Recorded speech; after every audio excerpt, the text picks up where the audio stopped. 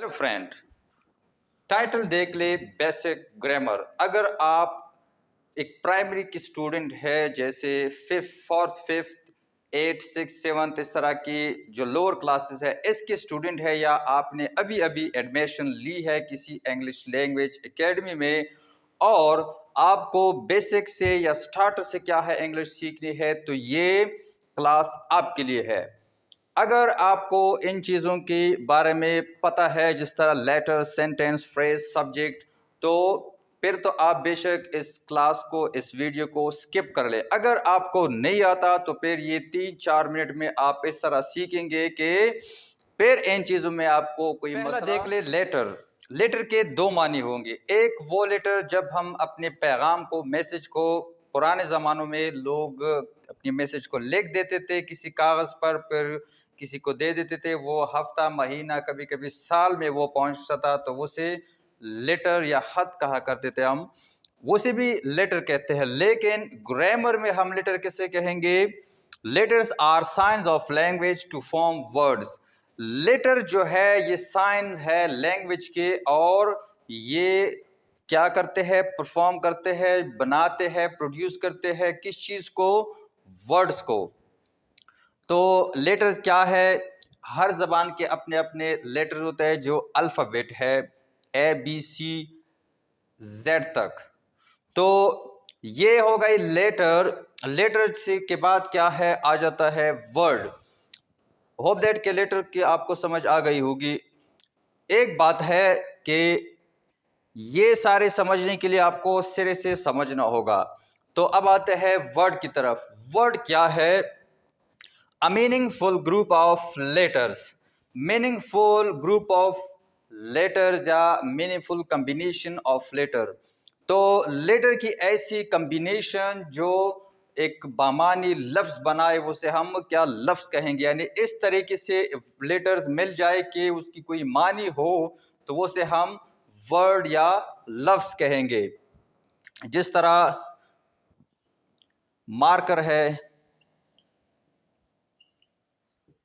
Pen है, white board है, and so on. ये क्या होंगे? वर्ड्स होंगे, क्योंकि ये मीनिंगफुल कॉम्बिनेशन है लेटर की। अच्छा, लेटर के बाद आ जाता है, वर्ड के बाद आ जाता है सेंटेंस। यानी ये जब मीनिंगफुल लेटर जब मिल जाए, वर्ड बना लेते हैं। अब वर्ड जब मिल जाए तो फिर सेंटेंस बना लेते हैं। अब सेंटेंस की डेफिनेशन क्या है? सेंटेंस की डेफिनेशन देख ले। A meaningful group of words conveying complete message. Words की ऐसी ग्रुप, ऐसी कॉम्बिनेशन जो बामानी हो, तो वो से हम क्या कहेंगे? सेंटेंस कहेंगे। एग्जाम्पल इसके देख ले। I am a teacher.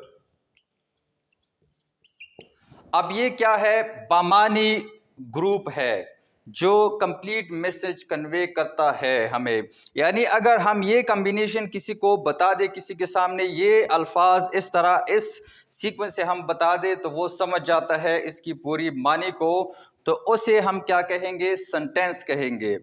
फिर सेंटेंस के अलग से क्या है? काइंड्स है। वो अगर मैं इसी में डिस्कस करना शुरू करूं तो फिर वीडियो लंबी हो जाएगी। तो यह तक आई थिंक आपको समझ आ गया होगा। अब देखते हैं फ्रेज। तो सेंटेंस और फ्रेज में बेसिक फर्क क्या है?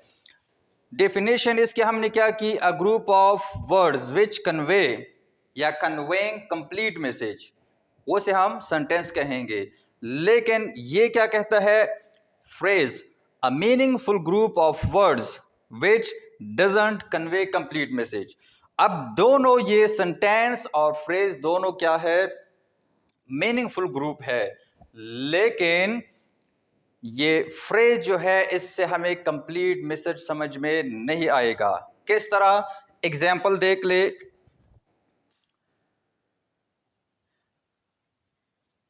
Eight hospital. अब एट हॉस्पिटल क्या है? हॉस्पिटल में। अब हॉस्पिटल का इस फ्रेज से मतलब क्या होगा? हॉस्पिटल में क्या आप बीमार है, एडमिट है, किसी के साथ गए हो, तो इससे हमें कंप्लीट मैसेज समझ में नहीं आता। इसलिए हम इसे फ्रेज कहेंगे। या ये कहे कि अंडर द ट्री, दरख्त के नीचे। दरख्त के नीचे क्या मतलब, क्या कर रहे हो, सो रहे हो, पढ़ रहे हो, किसी का इंतजार कर रहे हो? तो ये मैसेज क्या है, हमें कंप्लीट या मुकम्मल तरीके से समझ नहीं आता, तो इसे हम कहेंगे फ्रेज। होप दैट कि आपको लेटर, वर्ड, सेंटेंस, फ्रेज की समझ आ गई होगी। अब देख लेते हैं सब्जेक्ट। सब्जेक्ट क्या है? सब्जेक्ट भी आसान है, एग्जाम्पल के थ्रू हम सीखेंगे। जिस तरह मैंने ये सेंटेंस लिखी थी कि आई एम अ टीचर, मैं एक टीचर हूँ, तो डिफिनीशन हम इसकी क्या कर लेंगे, ये तो एग्जाम्पल होगी, सॉरी, पहले डिफिनीशन कर लेते हैं। सब्जेक्ट की डिफिनीशन क्या होगी? The doer of an action, the doer of an action. किसी भी सेंटेंस में एक्शन या काम करने वाला जो होगा उसे हम कहेंगे सब्जेक्ट। किस तरह? आई एम अ टीचर, या आई एम, या ही इज अ डॉक्टर, वो एक डॉक्टर है। या इससे भी अगर समझ ना आए तो ये देख ले, ही इज प्लेइंग, वो खेलता है, वो खेल रहा है। अब खेलना एक एक्शन है, वर्ब है, कौन कर रहा है? ही कर रहा है। ही क्या है यहाँ सब्जेक्ट है। तो होप दैट कि आपको यहाँ तक समझ आ गया होगा। बाकी टेंसेस पर मैंने 12 टेंसेस जो है उन पर मैंने क्लासेस अपलोड की है। अब पार्ट्स ऑफ स्पीच मैंने शुरू की है, लेकिन ये मेरे सामने से कहीं गुजरे ये वर्ड, मैंने सोचा कि इस पर भी क्या क्लास बनानी चाहिए, ताकि जो बिगिनर के स्टूडेंट्स आ जाते हैं मेरे चैनल पर तो उनको ये चीज़ें मिलनी चाहिए। अगर आपको ये चीज़ें नहीं आती तो आप बाकी चीज़ें समझा नहीं पाएंगे। स्पेशली जो टीचर्स है उनके लिए ये ज़रूरी है, क्योंकि स्टूडेंट्स कभी भी इनके बारे में पूछ सकते हैं। और बेसिक ग्रामर जब पढ़ाएंगे तो यही चीज़ें से आप शुरू करेंगे, क्योंकि अगर एक